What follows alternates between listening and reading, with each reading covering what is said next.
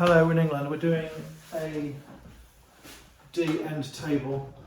Now I'm sitting on this table because I want to show you how strong this table is. It's a fantastic thing.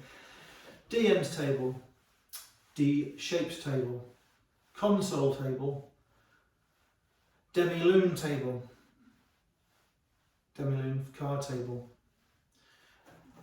These generally are made to go against the wall, and originally most of them, the ones you want to buy, are semicircular or shallower and more elliptical, more demi-elliptical.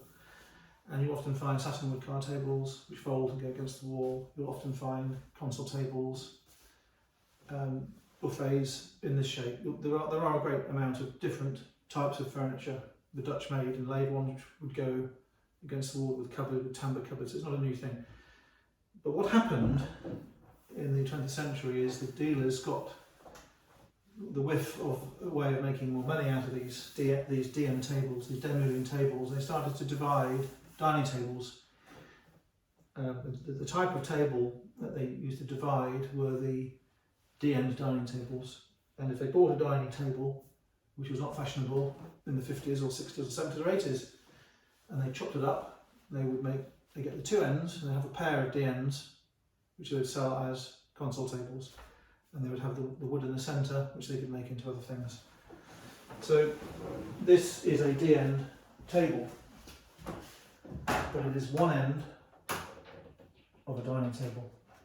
The table originally would have two ends like this and 6 to 8 leaves. And when you buy these, what you need to look for is evidence of dining table use. So this one here has got slots where a corresponding leaf would have slotted in. It has brass latches where the leaf would have had a matching latch. There would have been a pin which would have gone into the hole on this D end and the hole on the leaf and locked it in place, locked it flush. So this is not made as a demi-lune or a D end to go on a wall. This is made as a dining room table, and this is one end of the dining room table. That doesn't matter.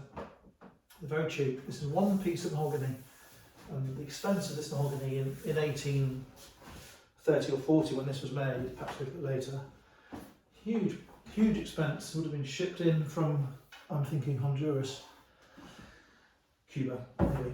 And you have a turned leg, which limits the age. If it wasn't a turned leg, it would be a bit earlier. So it's a sort of early Victorian, perhaps a little bit earlier design. You can see underneath the raw panel of mahogany with no splits, no curvature. You have a pine frame with beautiful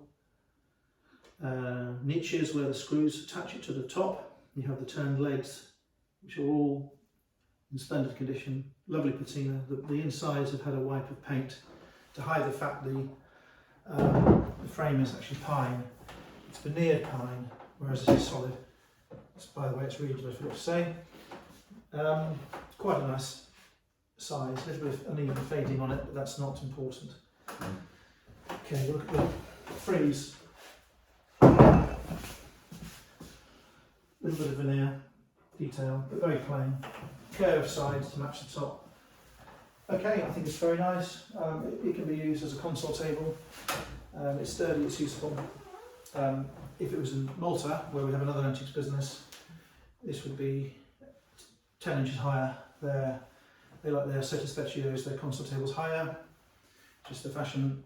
You won't find a low, necessarily, a proper antique one in Malta, which is as low as this. Whereas in England, console tables were often this high. Okay, thanks for looking. I'll give you a tip there.